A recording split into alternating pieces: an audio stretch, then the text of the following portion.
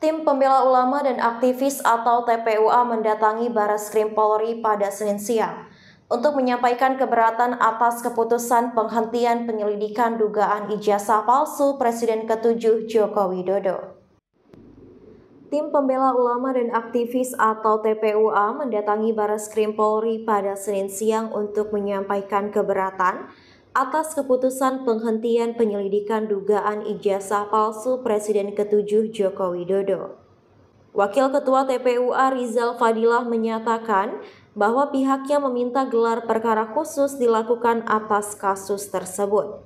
Hal ini merujuk pada Peraturan Kapolri Nomor 6 Tahun 2019 yang menyebutkan adanya dua bentuk gelar perkara, yakni biasa dan khusus.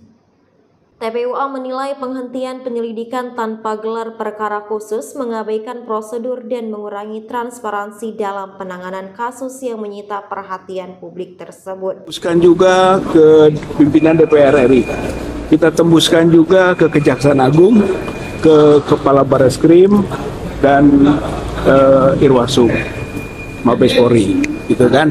Jadi ini ditembuskan. Berarti kita harapkan bukan hanya Karawasidik yang tahu, tapi seluruh elemen yang bisa menentukan dan membantu proses kejujuran, keadilan, kebenaran dalam mengungkap dugaan ijazah palsu Joko Widodo.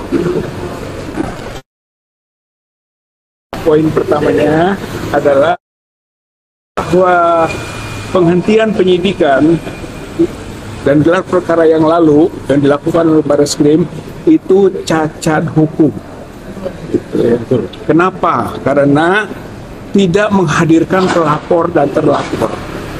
Yang namanya gelar perkara itu dimulai dengan proses pencarian bukti, kemudian menginformasikan hasil pencarian, kemudian pendapat dari pelapor dan terlapor, kemudian juga pandangan ahli ataupun pihak-pihak yang ikut dalam proses gelar perkara. Tapi ini tidak, pelapor tidak diundang, terlapor tidak diundang. Jadi internal sekali. Padahal keputusannya itu sangat menentukan. Yang disebut penghentian penyelidikan, bahkan menentukan tidak ada unsur pidana. Saya kira itu adalah keputusan yang sangat fundamental dan itu harus dalam gelar perkara yang dihadiri oleh pelapor maupun terlapor. Saya kira ini faktor pertama. Kita menilainya ini cacat hukum, gitu ya.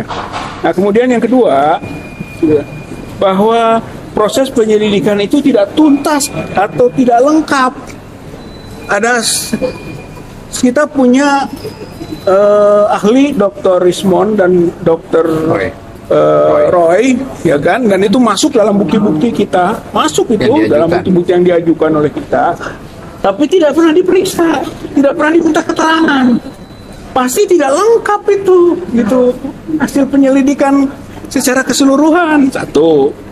Yang kedua, tidak meminta keterangan Kasmujo dan tidak meminta keterangan Pratikno, gitu kan. Dua tokoh ini di samping krusial juga telah diduga ikut serta dalam proses-proses yang kemudian kita duga ijazah palsu Joko Widodo itu. Ya, sayang itu tidak juga minta keterangan. Saya kira itu tidak lengkap jadinya.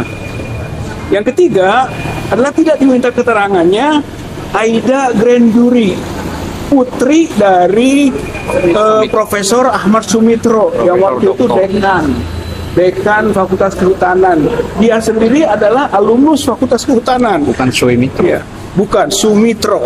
Dia membuat surat, gitu kan, bukti ini tanda tangan yang benar Profesor Dr. Insinyur Ahmad Sumitro, Bapak itu. Kemudian namanya Su, bukan SOE. Nah, itu diajukan oleh kita ke Barreskrim dan itu menentukan sebab lembar pengesahannya skripsi Pak Joko Widodo itu tanda tangannya beda, gitu, dengan tanda tangan Sumitro, dan itulah yang diajukan oleh Aida Grand Jury. Oleh karena itu Aida Grand Jury harusnya diminta keterangan itu untuk sampai lengkap tuntasnya proses penyelidikan, dan itu tidak dilakukan. Maka ini kita sebut alasan kedua, tidak tuntas, tidak lengkap proses penyelidikan. Di samping yang pertama, cacat hukum. Nah, yang ketiga adalah tendensius dan menyesatkan.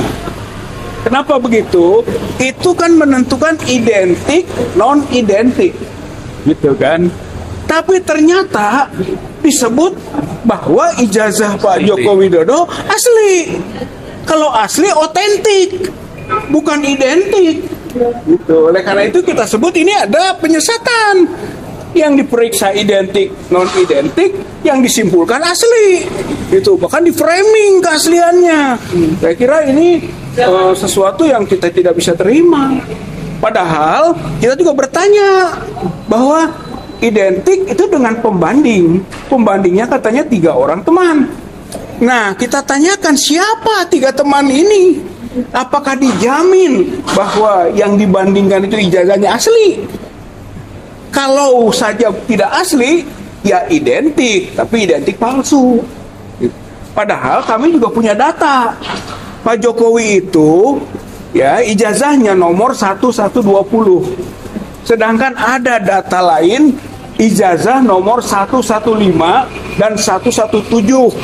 Dari 117, 115 dibandingkan 1120 tidak identik. Ya.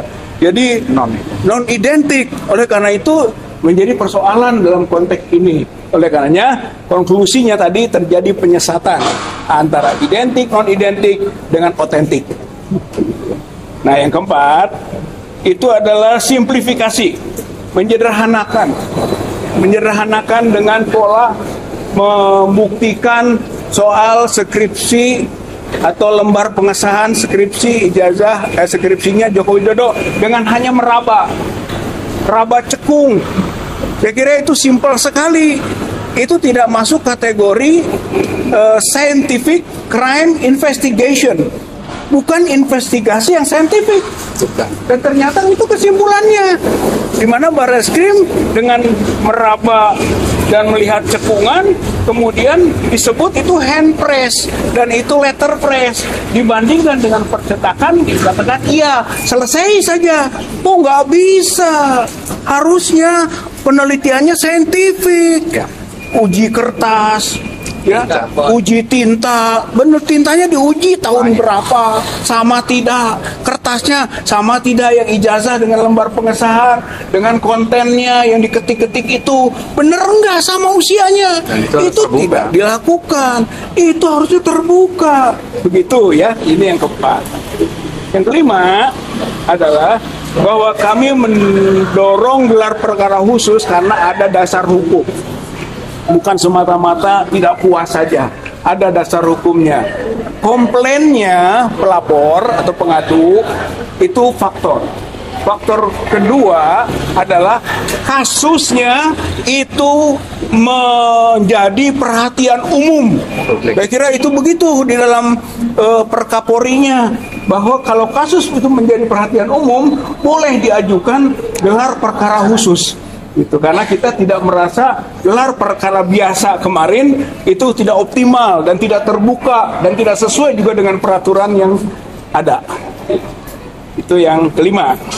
Yang keenam, kita mengingatkan pasal 10 ayat 1 dan ayat 2 Undang-Undang 31 tahun 2014 tentang perlindungan korban, saksi, dan pelapor. Bahwa ketika proses berjalan, pelapor, saksi, korban tidak boleh dituntut pidana dan tidak boleh dituntut perdata. Pasal 17. Itu penegasannya ya, pasal 17 undang-undang tersebut, termasuk pasal 10 ayat 1, pasal 10 ayat 2. Dan kita mengingatkan lagi Perma 1 tahun 1956 bahwa kalau ada kasus perdata sedang berjalan untuk konten yang sama, maka hentikan dulu yang pidana. Dan sekarang kasus itu sedang berjalan di Solo dan di Sleman. Gitu, perdata untuk perbuatan melawan hukum ijazah palsu Joko Widodo. Itu jadi sedang berjalan. Nah, yang terakhir, yang ketujuh adalah bahwa kita ragukan terjadinya uji forensik secara mendalam karena tidak terlihat adanya face recognition misalnya. Di ijazah itu ada foto. Semua meragukan itu foto Pak Jokowi, bukan. Harusnya ada uji face recognition. orang melihat di sana ada capnya kok di dalam foto itu, dan itu dianalisis oleh Dr. Rismond dengan RGB, yaitu red, green, blue analysis gitu. Kesimpulannya kok ada cap di dalam foto. Harusnya. Karena ini pertanyaan ini jelas. Oleh karena itu tidak diuraikan oleh Barreskrim kemarin. Maka menjadi pertanyaan serius bahwa uji forensik ini benar-benar dilakukan secara mendalam, secara saintifik, atau hanya sifatnya simpel-simpel saja. Tapi kesimpulan yang seperti mengikat secara hukum. Padahal untuk kondisi begini, kesimpulan itu tidak mengikat secara hukum, gitu. Sehingga tidak bisa digunakan oleh Polda Metro Jaya ketika melakukan proses tindak lanjut dari pengaduan atau pelaporan Pak Jokowi soal penghinaan atau pencemaran nama baik dan fitnah. Oke. Gitu ya. Oleh karena itu, maka kita menyampaikan dan akan juga mengadukan ke Irwasum. Satu lagi surat kita akan masukkan ke Irwasum dengan tembusan Wakapolri dan Ombudsman. Itu. Jadi insya Allah TPUA akan bergerak terus dan belum bisa menyatakan menerima bahwa ini selesai gitu dengan pernyataan Barreskrim ataupun Dirtipidum kemarin tanggal 22 Mei 2025. Saya kira itu penjelasan penegasan dari apa yang telah tambahan. Sebentar ya. Kan ada 39 saksi yang juga diperiksa dan juga dengan 13 lokasi yang sudah ditelusuri. Apakah menurut dari Bapak juga itu catatan semua saksinya? Bukan soal begitu, itu tidak terbuka. Harusnya dikonfirmasi kepada pihak-pihak yang ikut dalam gelar perkara, termasuk pelapor, gitu, sehingga kami bisa menerima. Oh iya bener loh, lokasi itu oh bener loh, gitu kan, tentang saksi itu, gitu kan, oh bener loh dokumen itu yang diujinya, dan begitu. Itu fungsi gelar perkara, karena ini integrated criminal justice system. Jadi yang terintegrasi adanya gelar perkara, itu fungsinya gelar perkara. Lainnya, Bapak Ketua Tim TPUA Egy Sujana juga disampaikan 2 kali tidak memenuhi panggilan. Jadi gini, kalau Bang Egy, TPUA juga dinyatakan tidak terdaftar di AHU. Itu gini. Bicara Bang Egy sudah ada surat resmi yang diberikan kepada Polda melalui anaknya bahwa beliau sakit masih di luar negeri. Kemungkinan minggu ini beliau akan dioperasi karena ada indikasi kanker khusus ya. Nah, jadi surat mungkin kalau nggak ini hari besok hasil labnya juga turun. Itu yang Bang Egy ya. Saya kira memang orang kalau mau diperiksa itu ditanya dulu, Anda sakit nggak? Nah kalau sakit nggak boleh dilanjutkan. Nah satu itu, kalau TPUA itu kan tim itu perkumpulan, tak perlu izin. Nah, jadi perkumpulan itu nggak pakai izin, harus ke AHU, harus kemana, dan itu clear, dilindungi undang-undang. Namun ada hal yang penting saya sampaikan, ini jangan sampai berbenturan pada KUHAP 184, termasuk 185. Poinnya apa? Kalau 184 itu ahli, surat, petunjuk, itu harus jelas. Nah yang kemarin diumumkan itu bukan bukti petunjuk, bukan sama sekali. Dan itu harus ada di dalam sidang. Termasuk pasal 185 KUHAP. 185 KUHAP itu saksi yang di depan sidang. Nah itu dia yang dinyatakan sah secara hukum gitu loh ya. Makanya tadi sempat disimpulkan sudah, tapi ada satu hal yang paling penting bahwa begini. Kalau kita bicara Pak SBY maupun Pak Jokowi, ini pejabat negara.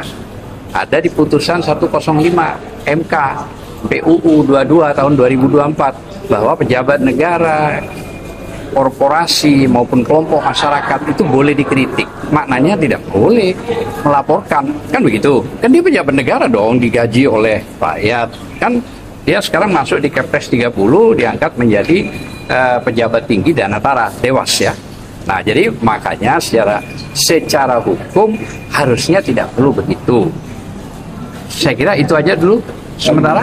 Pak Rizal, kan kemarin kalau dari TPU kan gelar perkara, katanya TPU kan tidak diundang. Tapi kalau misalkan untuk penghentian penyidikannya Pak, penyelidikannya itu dari TPU sudah menerima surat penghentiannya belum? Belum. Makanya kita dapat. Saya dapat. Karena dikirim ke kantor saya. Dikirim ke kantor saya tadi malam, sudah saya dihubungi dan saya sudah kirim juga ke anaknya Bang Egy bahwa intinya ya tadi dihentikan penyelidikan. Ada, sudah clear. Kalau surat itu clear dari sini, tidak ada masalah. Namun yang menjadi masalah, kenapa harus dihentikan penyelidikan? Padahal tanggal 9 Desember ke sekarang kan 6 bulan, kurang lebih lah ya berjalan itu. Nah, sedang Pak Jokowi melaporkan kapan, tahu-tahu seminggu sudah mulai ada klarifikasi undangan, kok begitu cepat. Jadi equality before the law itu sudah tidak seimbang. Nah, ini yang saya maksud, harusnya keadilan itu harus real gitu loh. Maksud saya begitu. Jadi kenapa yang 6 bulan ini kok nggak jalan, tetap aja standarnya masih lumas gitu ya. Harusnya sudah ada LP. Nah, itu yang kami juga menanyakan, dihentikan karena faktor apa. Nah, makanya kami buat surat kan ke sini ya. Gelar perkara khusus. Buat surat, tadi sudah dijelaskan 7 poin ya. 7 poin, bahwa salah satunya tadi internal Polri ya, di pasal 31 itu nomor 6 itu dijelaskan bahwa gelar ada 2, gelar biasa sama gelar khusus. Nah, kita minta yang khusus. Artinya terbuka saja, kenapa sih? Ini nggak ada masalah kan? Dan saya kira satu hal lagi, bahwa laporan itu dikuatkan pada posisi pencemaran nama baik dan fitnah. Yang mana ini? Apa fitnah, apa pencemaran nama baik? Jangan lagi meloncat ke pasal yang jauh, yang tidak karu-karuan, pasal 32, pasal 35. Itu penjeratan yang targetnya ingin menangkap orang. Padahal tidak masuk dalam konteks perkara ini. Nah, itu yang paling utama. Saya kira itu aja. Terima kasih. Jadi 32, 35 itu adalah pasal untuk melakukan kriminalisasi. Kita di sini eksaminasi, tapi di Polda Metro Jaya itu kriminalisasi. Oleh karena itu yang tidak bisa juga kita terima itu. Makanya dikritisi pemasukan pasal 32 dan 35 Undang-Undang ITE. Nah, soal tadi yang saya menyinggung sedikit soal AHU itu pendeskreditan ke TPUA ya. Itu nggak pantas diucapkan oleh seorang direktur tindak pidana umum Barreskrim. Dia tahu kita kan Dumas, pengaduan masyarakat. Selama masyarakat ada, mau berapapun jumlahnya, mau lembaganya apa saja, boleh. Kenapa mesti disinggung-singgung, tidak terdaftar di AHU? Ngerti nggak? Tim pembela ulama dan aktivis itu bukan organisasi, bukan lembaga, tapi hanya kumpulan orang untuk kepentingan membela. TPUA menilai penghentian penyelidikan tanpa gelar perkara khusus mengabaikan prosedur dan mengurangi transparansi dalam penanganan kasus yang menyita perhatian publik tersebut. Hingga kini belum ada tanggapan resmi dari Barreskrim Polri terkait permintaan gelar perkara tersebut. Dari Jakarta, tim BITV melaporkan. Terima kasih sudah menyaksikan tayangan ini. Ikuti terus berita terupdate dan menarik lainnya dengan cara like and share di seluruh akun BITV. Saya Aramita, sampai jumpa di tayangan berikutnya.